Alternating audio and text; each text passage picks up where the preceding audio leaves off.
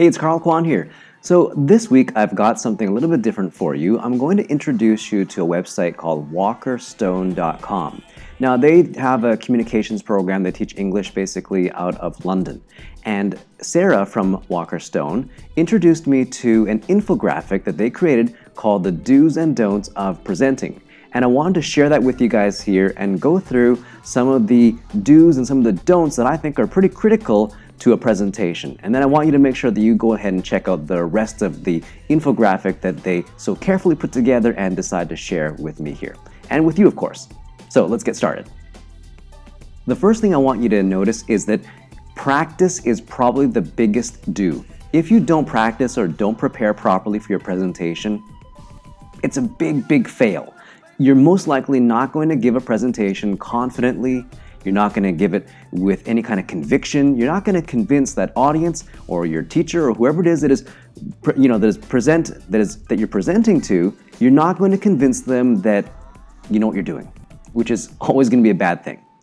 The other thing I want you to notice here is the eye contact. Now, eye contact is critical. When you talk to people, how often is it when you talk to someone and they're not making eye contact with you, their eyes are kind of shifty, kind of like this? You don't trust them. And that's the same thing with a presentation. You want to make sure you make good eye contact with the audience members. I actually have a video about eye contact that you might find useful if you're not too sure what to do with eye contact. The third one here that I really like is using props. This doesn't mean that if you're talking about an elephant, you bring an elephant up on stage. It could be something a lot smaller. It could just be a photo of an elephant. The idea here is to break up the monotony of the presentation by introducing some kind of a visual, something that will keep the audience's focus on that particular area of your presentation. So props are going to be used in that way. So those are three different do's. Let's have a look at some of the don'ts that Sarah has in the infographic here. Right away, the one that I noticed is talking too fast or too slow, as in don't talk too fast and don't talk too slow. The idea here is that if you were to talk too fast, it sounds like you weren't prepared, you're very nervous, and you're trying to get through the presentation. If you're talking too slowly, people might be wondering, what the heck is your problem?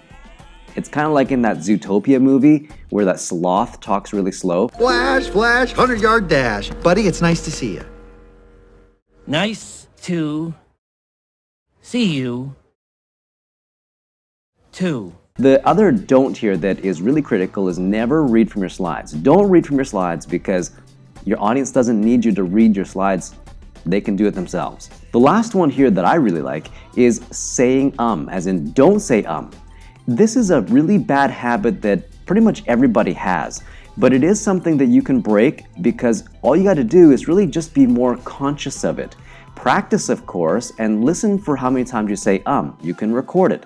Sometimes I do it by accident because it just kind of comes out. But if I'm really focused right now, talking to you, I'm really careful not to use So it is something you can break. It's a habit you can break, and you have to just be very conscious of it. Alrighty, so there are 3 do's and 3 don'ts from this really great infographic that Sarah from Walker Stone has shared with us, and that now I've shared with you. So be sure to go over, check out the rest of the infographic, check out the rest of her website as well, and also if you like this video, make sure you hit that thumbs up and be sure to subscribe as well if you haven't already. Thanks for watching, we'll talk to you again soon, bye-bye.